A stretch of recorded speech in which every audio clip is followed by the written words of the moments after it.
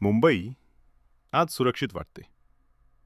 पण एक काळ असा होता जेव्हा इथे कायद्याचा काहीच धाक नव्हता. रात्रीच्या वेळी सशस्त्र टोळ्या रस्त्यावर फिरायच्या. दरोडे, खून आणि पोलीस तेच अनेकदा निष्क्रिय किंवा भ्रष्ट होते. 1669 मध्ये जेरल्ड ऑंगियर यांनी एक स्थानिक सशस्त्र दल उभं केलं. यातूनच पुढे मुंबई पोलिसांची सुरुवात झाली. पण खरी क्रांती झाली 1855 मध्ये.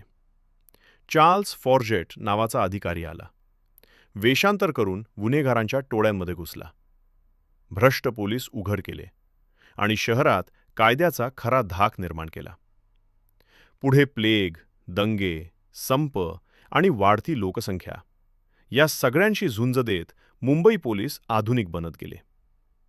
हा सगळा थरारक इतिहास सविस्तर मांडला आहे स्टीफन मेरेडिथ एडवर्ड्स यांच्या बॉम्बे पोलीस अ हिस्टॉरिकल स्केच 1672 ते 1902 या पुस्तकात.